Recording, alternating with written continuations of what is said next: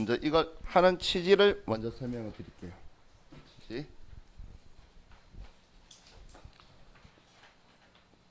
자, 우리 법인이 있어요. 이 법인이 은행 같은 금융기관에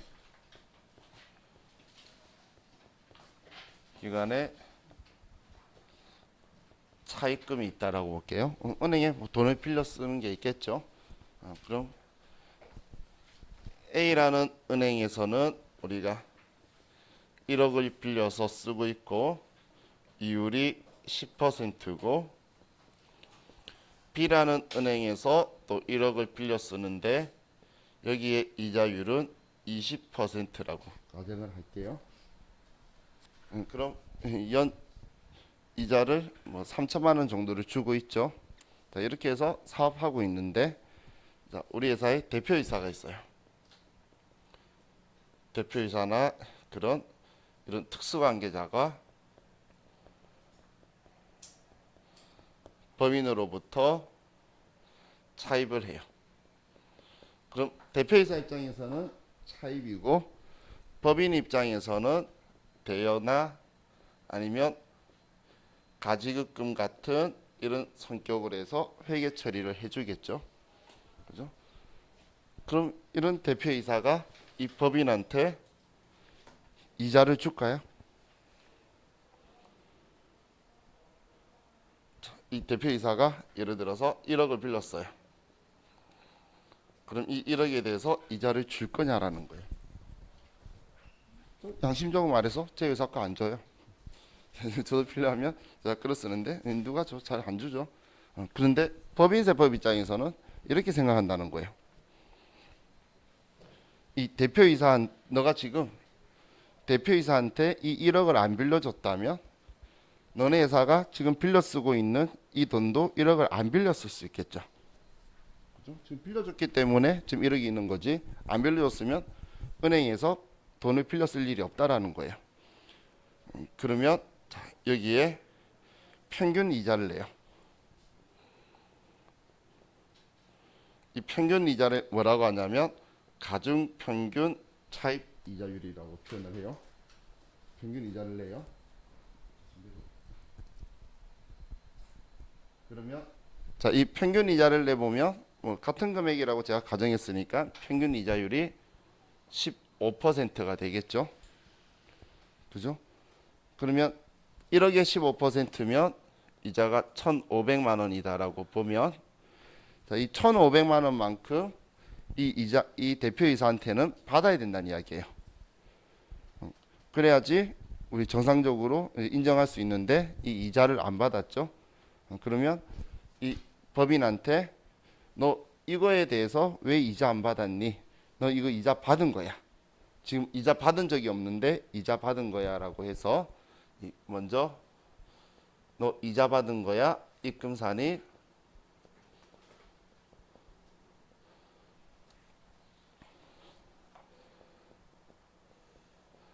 가지급금 인정이자 1,500만 원만큼 너 받았다라고 볼 거예요. 받았다고. 그런데 지금 이 이자를 그럼 받았다라고 넌 지금 이렇게 이자 내고 있으니까 이렇게 빌려줬으면 이만큼 이자는 받아야 된다고 하는데 실제 이자 받은 거 있나요? 받는 거 없죠? 그럼 이 이자를 누가 가져갔다고 봐야 되죠? 안 준 대표이사가 가져갔다 봐야 되겠죠? 그래서 얘를 상여로 처분할 거예요. 상여. 그럼 지금 이 부분에 대해서는 이 부분은 지금 특수관계자라서 그런 거예요. 특수관계자. 이 특수관계자라서 얘는 법인세법에 부당행위 계산 부인 규정이라는 게 있어요. 부당행위 계산 부인 규정. 우리 특수관계자와의 거래에서는 조세를 부당하게 감소시킬 목적으로 한다라고 봐서 맞잖아. 이만큼 이자 받아야 되는데 받았으면 세금 낼 건데 이것 때문에 세금 안 내고 있죠. 그렇기 때문에 가산 조정을 해서 이만큼 이자 받았다 해서 세금 부과하겠다는 거예요. 근데 이 귀속자는 이런 이익을 취한 사람은 특수관계자인 대표이사니까 상여, 특수관계사라면 우리는 기타 사회유출로 처리를 할 거예요. 근데 이건 부당이익 계산 부인 규정이고 이걸로만 끝내는 게 아니라 이런 짓 하지 말라는 거예요. 그래서 그럼 너네가 지금 업무하고 관련 없이 이자 1,500만 원 납부한 거죠. 그럼 이 이자 비용도 인정하지 않겠다라고 해서 이거에 대해서 송금불산이 업무무관 자산 지급 이자로 이 1,500만 원을 또 처리하겠다는 거예요. 하지만 이거에 대해서는 가산 조정하지만 누가 가져간 게 아니죠. 너 이자 냈는데 그 비용 인정 안 해. 누가 가져갔어? 은행이요. 말이 안 되잖아요. 은행한테 이자 준 거니까. 그래서 얘는 기타 사회 유출로 처리할 거예요. 얘는 위에 거는 부당이익 계산 부인 규정이고 얘는 그냥 법인 세법 규정이에요. 자, 그래서 지금 하나를 가지고 두 번 때릴 거예요. 이런 짓 하지 말라는 이야기예요. 가산조정이 두 번 나오는 거예요. 그런데 법인세법에서 두 번 때리는 게 아니라 법인세법에서는 이것 때문에 업무하고 관련 없는 딴짓거리 했기 때문에 이자 나온 거에 대해서 이자 비용 인정 안 하겠다는 거예요. 대표이사한테 돈 빌려주는 게 우리 회사 업무하고 관련이 없죠. 그래서 이거에 대해서 송금불산입을 하고 그리고 이걸 가져갔다고 말하는 특수관계자한테는 이자 받아야 된다라고 또 우리가 이건 부당이익 계산 부인 규정에서 한 번 더 치는 거예요. 그래서 우리가 공부할 서식이 가지급금 인정이자 조정명세서는 이 부분에 대해서 할 거고 가지급금 인정이자 조정명세서는 그리고 업무무관 자산 등에 관련한 차입금 이자 조정명세서라는 아주 긴 이름의 서식이 있어요. 그래서 우리 스마트에서는 그게 너무 기니까 업무무관 자산 지급이자라고 이름을 잘라버리고 우리 K랩에서는 긴 이름을 가지고 있게 그냥 풀네임으로 쓰고 있는 애가 이거예요. 그래서 이 두 개 서식을 각각 공부를 할 거예요. 각각. 그럼 이 두 개 연관성은 발생을 하죠. 연관성이. 왜냐하면 지금 이렇게 가지급금 한 게 업무무관 우리가 지금 돈 빌려준 것 때문에 이자 내고 있다는 거니까 이 둘이가 서로 연관성이 있는 거고 우리가 자칫 잘못 생각하면 제가 실질과세 원칙이야 이러면서 이중과세 안 하려고 하잖아요. 일반적으로는 두 번 가산 조정을 안 하죠. 여기에서는 두 번 가산 조정이 나온다라는 거예요. 특수관계자가 아니면 이 행동은 안 해요. 위에 거는. 부당이익 계산 부인 규정은 특수관계자와의 거래에서 하는 거기 때문에 특수관계자하고만 일어나는 거다. 이렇게 생각을 하시면 돼요. 자, 지금 취지를 제가 먼저 설명드린 거고 자, 그럼 우리 교재 492페이지에 이제 가지급금의 범위라고 적혀 있죠. 자, 가지급금의 범위는 일단 돈 빌려준 성격이면 개념 과목 상관없이 전부 다 가지급금이라고 표현해요. 이것 때문에 우리 회계에서 가지급금이라는 여비 계산액, 계산액들하고 이하고 충돌이 나니까 우리 법인세법 공부하신 여러분들이 나중에 가서 누구한테 돈을 주죠. 우리 회사 관계자한테. 그러면 대여금이라는 표현을 안 써요. 그냥 가지급금이라고 거의 다 써요. 그러다 보니까 충돌 나서 회계에서 가지급금이 전도금으로 지금 비껴나가고 있는 거예요. 두 개가 충돌 나버리니까. 자, 그럼 우리 다음 금전에 대하여는 인정이자를 계산하지 아니한다. 자, 이것도 여러분들이 이제 기억하셔야 되는 거예요. 문제를 풀기 위해서. 자, 첫 번째가 미지급 소득에 대한 소득세 대납액이 있죠. 실제로 우리가 지급하지 않은 거에 대해서 우리 회사가 소득세를 내야 되는 것들이 있어요. 그런 거에 대해서는 우리는 업무무관 가지급금으로 생각 안 하는데 실제적으로 그 사람이 내야 될 거 대신 내주면 이만큼도 가지급 돈 빌려준 걸로 처리할 건데 지급하지 않은 거에 대한 거는 우리가 소득세 대납은 우리 회사가 한 거에 대해서는 대여금으로 가지급금으로 처리하지 않는다라는 거예요. 그럼 대표적인 게 이런 형식 있죠. 얘 말고 다른 거에서 대표자 상여 이렇게 처리한 거는 실제로 대표자한테 돈 지급한 게 아니잖아요. 근데 대표자한테는 근로소득으로 다 쌓이게 되죠.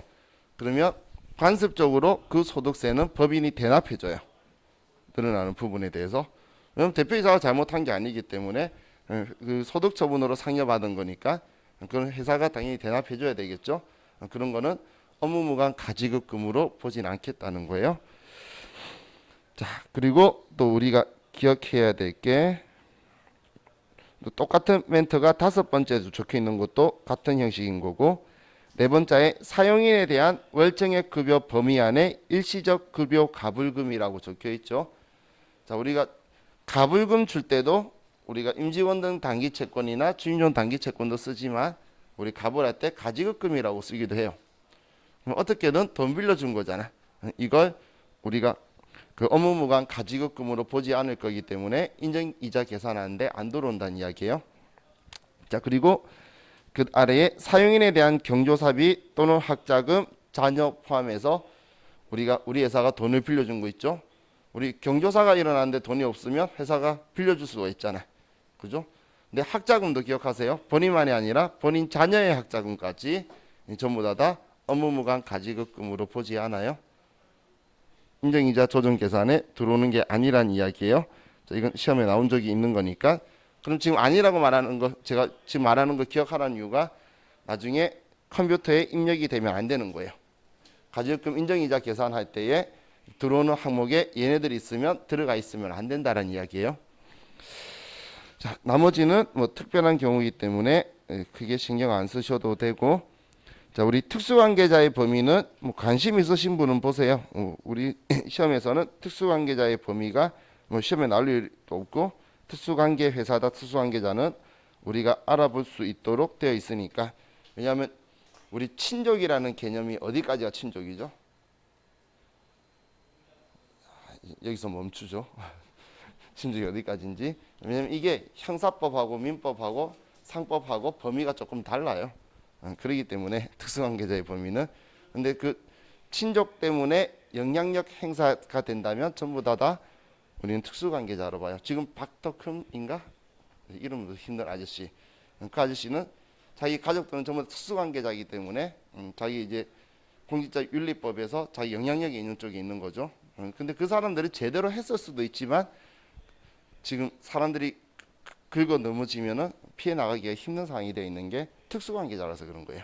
특수관계자. 나중에 여러분들이 정치하실 거면 여러분 가족들은 그냥 집에서 조용히 있으신 게 제일 좋은 분위기처럼, 잘해도 덕본 것처럼 끌고 나가죠. 뭘 하든 간에. 자, 그럼 우리 493페이지에 가지급금 인정이자 계산이라고 적혀 있죠. 자, 그럼 가지급금 인정이자 계산하는 거는, 자, 지금 먼저 가지급금 적수를 가지고 이야기를 하는데, 가지급금 적수를 가지고 계산을 하는데, 자, 이 계산할 때에, 자, 지금 우리 교재는 왜 적혀 있구나. 아래 이자율이라고 적혀 있는 곳 있죠. 자, 이자율 선택하는 건 첫 번째 줄에 적혀 있는 거 가중평균 차입 이자율을 쓰는 게 원칙이에요. 가중평균 차입 이자율을 사용하는 게 원칙이에요.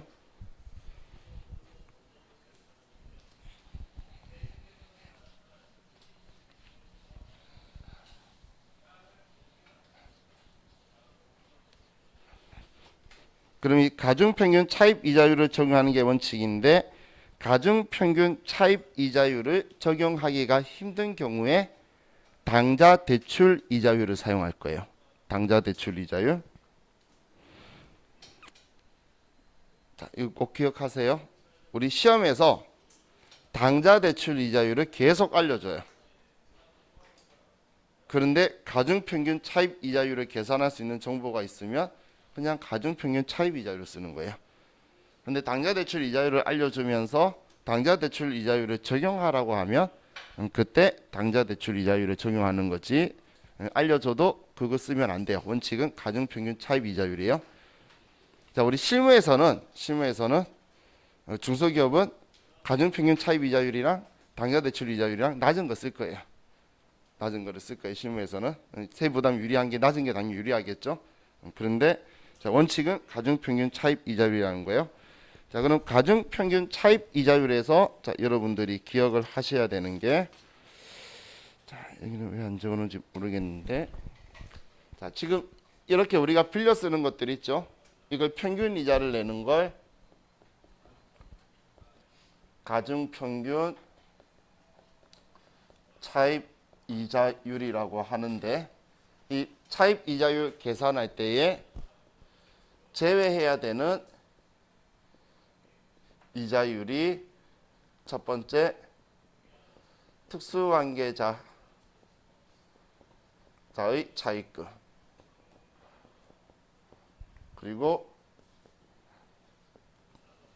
채권자 불분명 사채나 채권 등의 이자,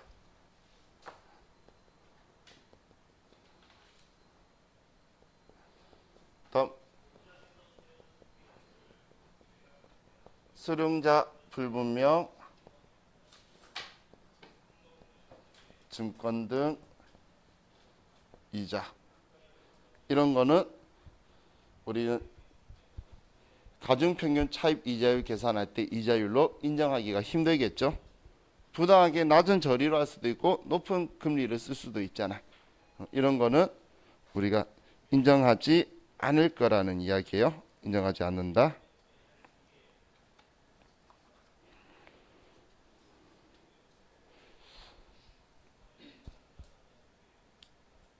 기억해야 돼요. 얘도 시험 문제에서 차입 이자율 계산할 때 얘네들 빼고 집어넣어서 평균 이자 내도록 하는 것도 테스트의 한 위치예요.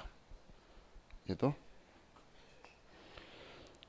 지금 얘가 뭐냐면, 자, 여러분 상식으로 생각했을 때 제가 삼성전자한테 1,000억을 빌려줬대요. 자, 여러분 믿을 수 있나요? 제 이름 돼 있는데 저도 못 믿겠어요. 그런 걸 채권자가 죄라 돼 있지만 저라고 못 믿겠죠? 이런 거예요. 법인이 돈 빌렸대, 이자 주는데 돈 빌려줬다는 게 2살짜리 아이예요. 그런 회사도 많아요. 자기 아들로 해서. 그러면 그 2살짜리 아이는 채권자 걔가 아니라는 걸 알겠죠? 그럼 그 이자는 우리는 인정하지 않겠다라는 거예요. 그럼 여기에 가중평균 차입 이자 계산할 때 사용하지 않을 거고, 그럼 그 2살짜리 아이가 1,000억을 빌려서 예를 들어 이자 10억 받아가요. 정말 그 아이한테 갈 것이냐라는 것도 봐야 되겠죠. 그러면 누가 가져갔는지도 정확하게 모르겠는 이자들, 이런 것들은 인정하지 않겠다는 거예요. 자, 어둠의 경로를 다 빼버리겠다, 그런 부분이에요. 그거 말고는 여기에선 특별한 포인트들 없으니까 우리가 서식을 보면서 같이 하도록 할게요.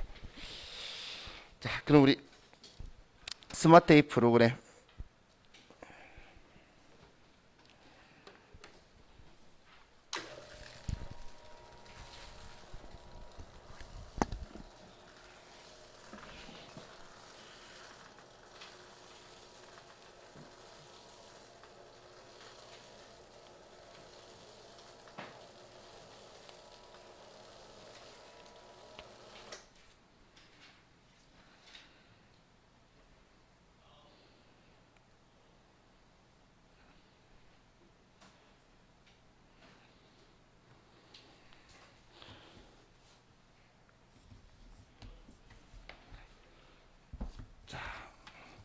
먼저 가지급금 인정이자 조정명세서로 가서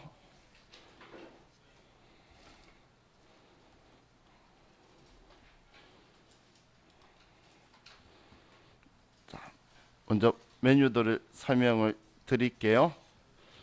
자, 첫 시작에서는 우리가 우리 계정과목 및 적요 등록에서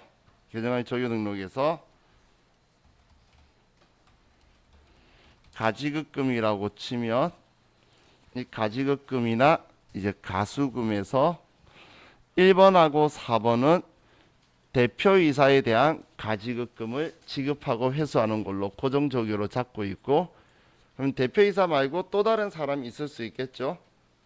우리 또 특수관계사나 아니면 뭐 상무이사나 뭐 이런 사람들이 있으면 이제 기본적으로 적유를 1번, 4번 쓰고 그 다음은 2번, 5번을 쓰고 그 다음은 3번, 6번을 써요. 3번, 6번. 그래서 우리가 지급하고 회수하는 것들을 이제 적유를 걸어서 우리가 불러오기 하는 방식을 쓸 거예요. 불러오기 방식.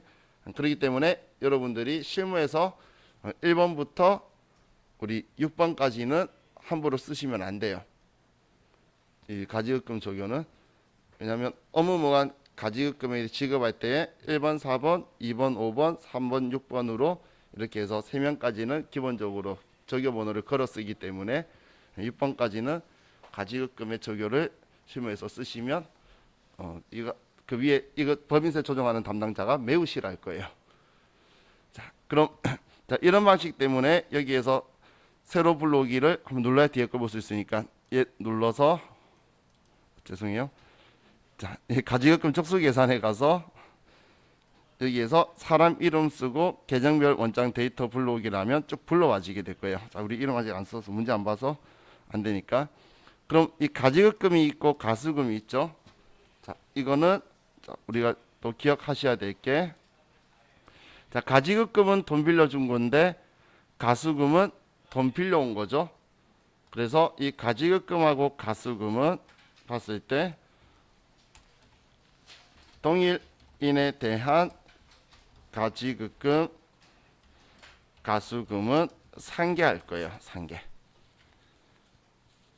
상계에서 가중평균 차입 이자율을 계산할 거기 때문에,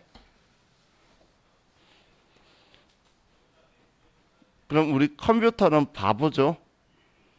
대표이사 땡땡땡 그리고 대표자 땡땡땡 다른 사람인 줄 알아요. 그래서 직급하고 이름을 똑같이 써야 같은 사람인 줄 알아요.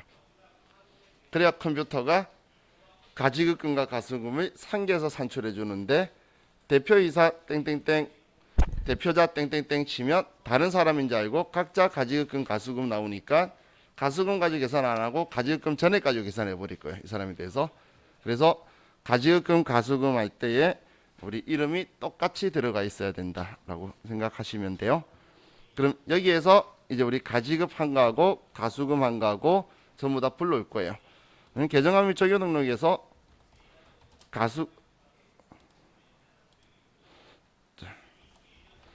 가수금에 가도 이 가수금도 똑같이 1번, 4번, 2번, 5번, 3번, 6번으로 해서 상계하기로 한 이 얘네들 있죠. 가수금도 전부 다 적요가 걸려 있기 때문에 우리가 불러오게 하면 전부 다 불러와질 거예요.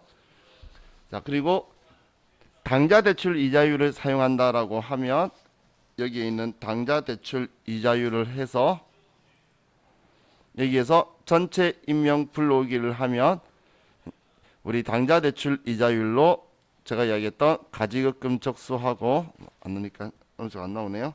그리고 가지급금에 대한 인정 이자를 컴퓨터가 계산을 쭉 해줄 거예요. 그런데 당좌 대출 이자율을 이용하는 게 아니면 가중평균 차입 이자율로 가지고 우리 전체 임명 불러오기에서 이자 계산을 일일이 해줘야 돼요. 가중평균 차입 이자율을. 이게 K랩 그 스마트A의 제일 안 좋은 단점이라고 이야기를 해요. 왜냐하면 K랩에서는 자동으로 계산해 주는데 이거는 아날로그처럼 각 빌려온 것마다 각각 클릭해서 이자율을 산출해야 평균 이자율이 나와요. 그럼 여기에서 작업을 하고 나서 그리고 마지막에 인정이자 계산에 가면 지금 당좌 대출 이자율 쓴 거 가중평균 차입 이자율 쓴 걸로 해서 여기에 금액이 나오게 될 건데, 자, 여기에 인정이자가 자동으로 산출되어서 나오면 회사 계상액을 쓸 건데, 이 회사 계상액 쓸 때도 우리가 주의해야 될 점이, 원칙은 약정에 의해서 수령한 이자를 쓰는 거예요. 약정 없이 그냥 준다면 어떤 때는 주고 어떤 때는 안 줄 수도 있겠죠. 그런 건 인정 안 할 거예요. 약정하고 얼마 이자 주기라고 우리가 그 금액을 받은 걸 쓸 거예요. 여기에는 어떤 때는 주고 어떤 때는 안 주고 한 거는 인정 안 할 거란 이야기예요.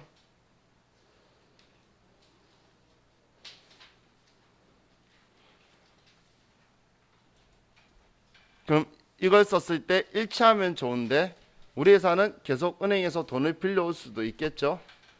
돈을 계속 빌려올 거기 때문에 가중평균 차입 이자율은 변화하게 될 거예요.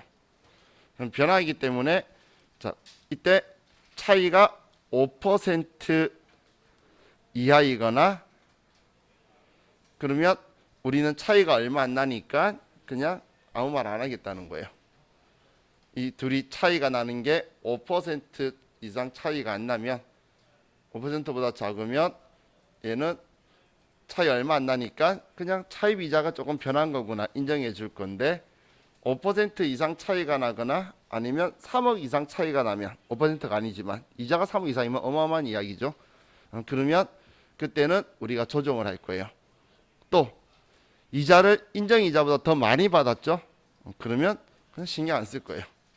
지금 여기 회사 계상액이라는 건 우리가 입금으로 이자 수익이든 뭐든 수익으로 처리했기 때문에 우리는 세금 내도록 다 들어온 부분이잖아요. 그래서 인정이자보다 많이 받는 건 상관없는데 작게 받았다면 우리 5% 이상 차이가 나면 조정액이 뜨는 거고 아니면 조정액이 안 뜨게 될 거예요. 그건 컴퓨터가 여기에 계산해 줄 거예요. 그럼 이 부분만 우리가 조정을 하게 될 거고 이 가지입금 인정이자 계산에 대해서 소득 처분은 기속자한테 하는 거예요. 왜냐하면 특수관계 회사가 있을 수도 있겠죠. 그러면 기타 사유이출로 할 거고 특수관계자가 대표이사가 있을 수도 있고 아니면 우리 회사 주주일 수도 있겠죠. 그런 상여나 배당으로 이런 식으로 처분할 거라는 거예요. 자, 그럼 그냥 우리 입력하면서 좀 보도록 할게요.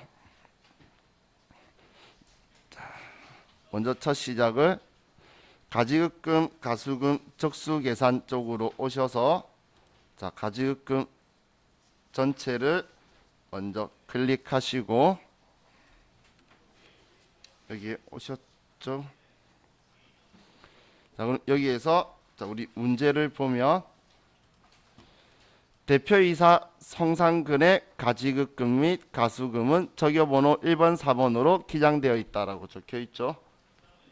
그리고 당좌대출 이자율을 적용하기로 한다. 이자 수익 계정에 성상근의 이자 입금 내역이 기장되어 있다. 일단 약정되었다고 전제를 할게요.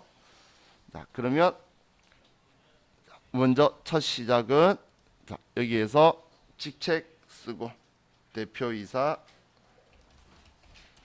성상근이라고 쓰시고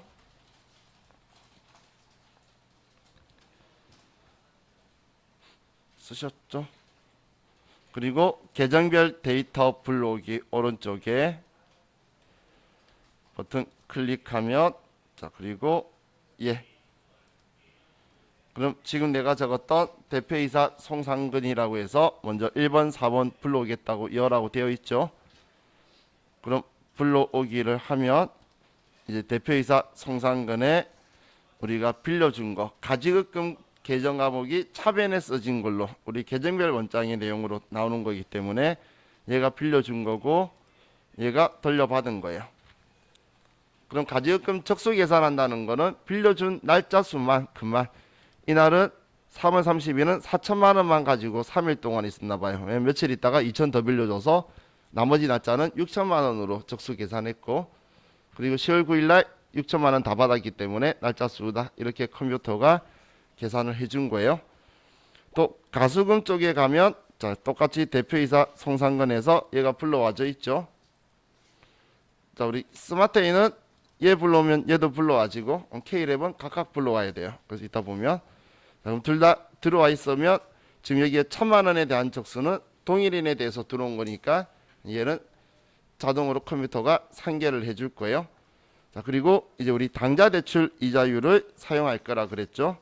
그러면 당좌대출 이자율 클릭하고 자 그리고 우리 책에는 임명 불러오기 적혀 있는데 저는 그냥 전체 임명 불러오기를 써요. 전부 다 불러와라고. 자, 그럼 불러오기 하면 지금 이자급을 해주셔야 컴퓨터가 인정이자를 계산을 해요. 불러오기를 해줘야지. 그럼 우리는 가중평균 차입 이자율을 계산 안 할 거기 때문에 여기까지 하면 끝난 거예요. 여기서 또 가중평균 차입 이자율 들어가시면 가중평균 이자율로 계산 다시 하겠냐고 떠요. 그러면 우리 뒤쪽 여기 갔을 때에 이 탭으로 나오게 돼요. 지금 왼쪽이 당좌대출 이자율이고 오른쪽이 가중평균 차입 이자율이죠.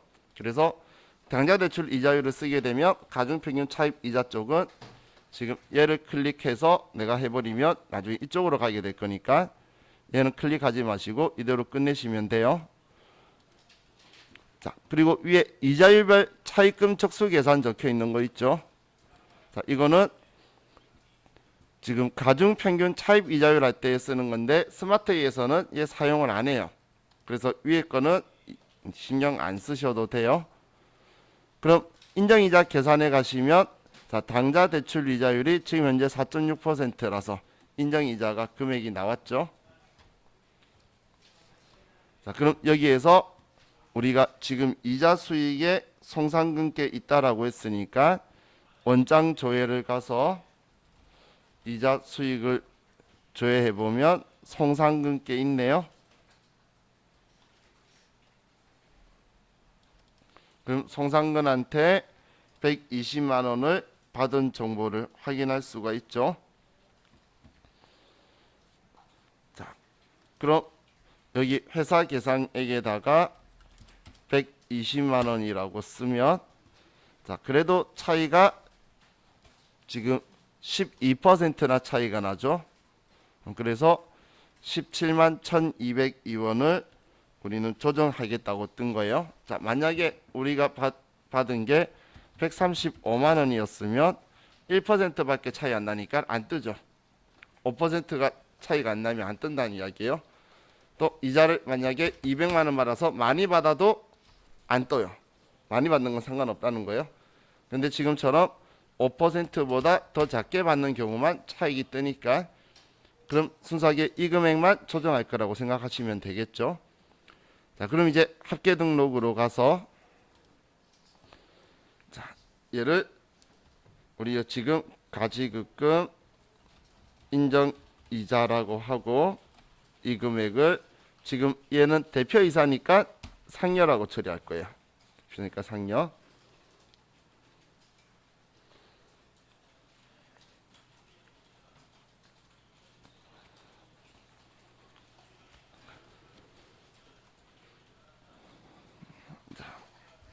그럼 얘는 입금 산입 가지급금 인정이자 상여다. 자, 이렇게 써주면 이번 것도 끝이 났어요. 자, 그럼 지금 이 서식이 AT 시험에서는 썩 좋아하지 않아요. 그런데 세무사의 시험에서는 좀 좋아하기 때문에 우리 다시 우리 녹색 책으로 가서 481페이지로 가시고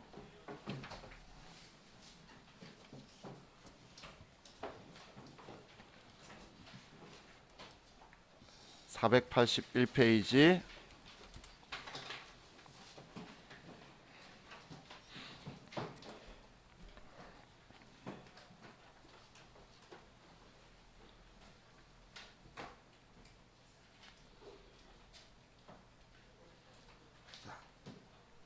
다시 교재 여기에서 제가 중요한 부분을 줄거 드릴게요. 자, 첫 번째 가지급금 범위에서 제외한다라고 적혀 있는 거 앞에 봤던 거 있죠.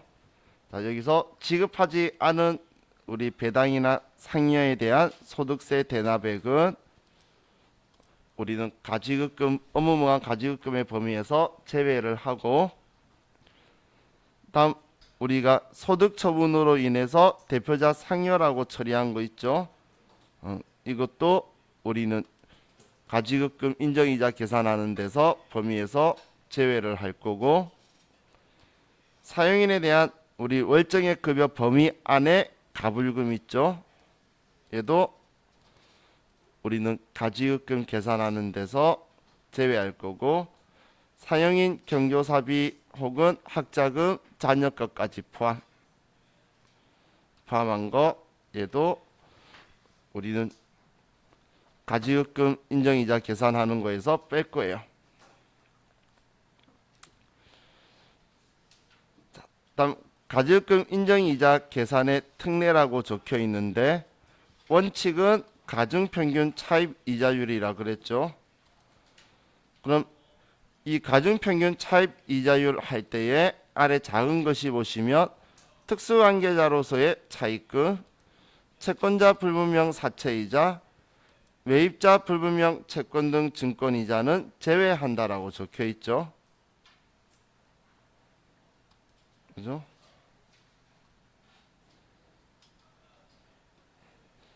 자, 이 부분을 여러분들이 기억을 꼭 해주시면 좋겠어요.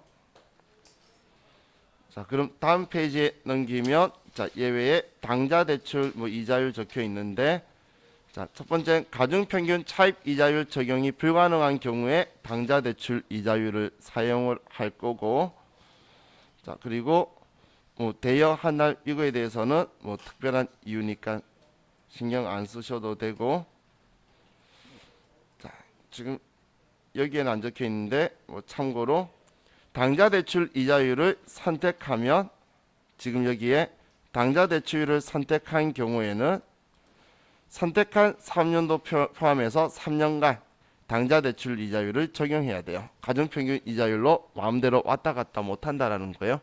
이론상 기억을 해두세요. 올해 포함해서 3년간은 당좌 대출 이자율을 꼭 사용해야 돼요. 우리가 당좌 대출 이자율이 유리하다고 해서 얘를 선택한다고 하면 얘를 3년간은 계속 적용해야 된다는 거예요. 자, 이건 컴퓨터가 해주는 건데 시가하고 우리 지금 이자 수령 약정액이라는 표현이 있죠. 인정이자하고 우리 이자 수령 약정액하고 금액의 차이가 시가 차이가 3억 이상이 나거나 5% 이상 차이가 발생하는 경우에 이때만 적용한다는 거예요. 적용한다는 거예요.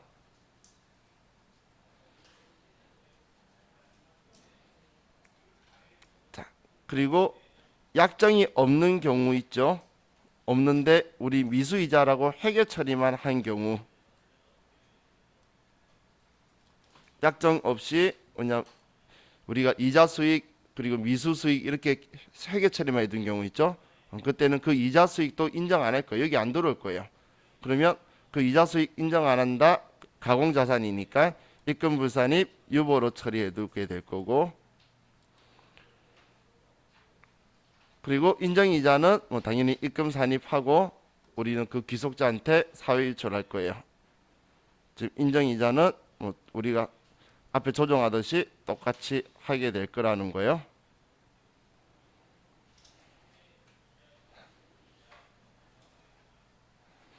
자, 여기 이것까지만 생각하시면 될 것 같아요.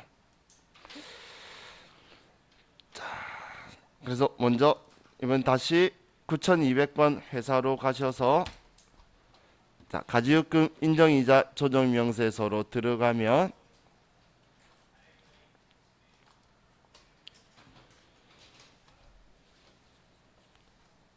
자, 우리 K랩에서는 여기 가지급금 가수금을 여기 가지급금 불러오고 여기 화살표 누르면 가지급금 가수금 변하게 되어 있죠. 여기에서 회계 데이터 불러오기 위해서 여기에 안 적혀 있으면 직책하고 이름을 여기에서 써서 계정 과목 그리고 우리가 불러올 조교번호 1번 4번 다음 사람이면 여기에 2번 5번 불러오기 위해서 불러올 거예요. 그럼 가지급금에서도 불러오고 가수금에서도 똑같이 해서 F2번 하는 방식으로 불러오게 될 거예요. 자, 다음 이제 차입금 입력이라고 적혀 있죠. 그럼 이 차입금 입력이라는 거는 여기 입력하는 건 가중평균 차입이자율 사용 시에만 입력할 거예요. 가중평균 차입이자율 사용할 때만 쓰는 거지 우리 당좌대출 이자율 사용할 때는 여기를 입력 안 할 거예요. 어떤 문제는 당좌대출 이자율 사용하면 이 정보도 안 준다라고 보시면 돼요. 이 정보도 안 줄 거예요. 자, 그럼 자와 같이 봤던 자, 우리 교재에서 이 부분 있죠. 가지급금 범위에서 빠진다라고 제가 이야기한 거 이게 들어오는 것이 지금 여기에 가지급금 여기 안에 들어오면 안 된다고 공부한 거고 그리고 가중평균 차입 이자율 계산할 때의 이 차입금은 지금 아래쪽에 제가 특수관계자하고 채권자 불명사채이자 얘네도 들어오면 안 된다고 이야기한 거 있죠. 얘가 지금 가정평균 차입이자율 계산하는 탭이기 때문에 여기에 들어오면 안 된다는 거예요. 그럼 주로 시험에서는 뭐 특수관계회사가 들어와 있거나 자회사 뭐 이런 식으로 적혀 있거나 그럼 여기에 자체에서 빼버려야 평균 이자가 나올 거라는 거예요. 자, 그리고 우리 이자율 선택은 여기에서 할 거예요. 오른쪽 위에 있죠. 당좌 대출 이자율이다. 가정평균 차입 이자율이다. 1번, 2번만 쓰시고 3, 4번은 우리 법 특이사항 때문에 쓰는 거니까. 자, 그럼 얘도 이렇게만 입력하면 끝이에요. 그럼 인정이자 조정에 가면 앞쪽에 입력한 걸로 인정이자가 나올 거고 우리가 약정에 의해서 이자 수익으로 회사 계상한 금액 쓰면 차이 나는 금액만큼 오른쪽에 조정액 나오면 얘도 작성 끝나는 거예요. 그럼 지금 결론적으로는 가지급금, 가수금 선별하고 가중평균 차입이자율이면 차입금 입력만 하면 하고 마지막에 얘만 입력하면 돼요. 그래서 문제 풀 때 여기 안 들어올 거예요. 왜냐하면 컴퓨터가 계산하는데 구경하러 굳이 들어올 필요가 없기 때문에 여기는 계산한 내용 특수 계산해서 계산한 거 쭉 보여주면서 이 인정이자다 이렇게 나왔다고 알려주는데 어차피 여기 들어올 거거든. 그럼 여기 들어온 거 보고 우리 회사 계산이 쓰면 되니까 그것 때문에 여기에 제가 그냥 들어갈 필요가 없어서 작성 안 해서 안 들어간다고 보시면 돼요. 자, 그럼 우리 이번 시간 여기까지 하고